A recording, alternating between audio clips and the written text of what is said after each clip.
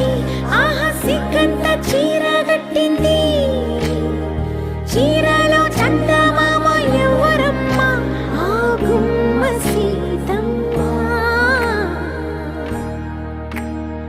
సీతమ్మ వాకిట్లో సిరిమల్లె చెట్టు, సిరిమల్లె చెట్టేమో విరగబూసింది.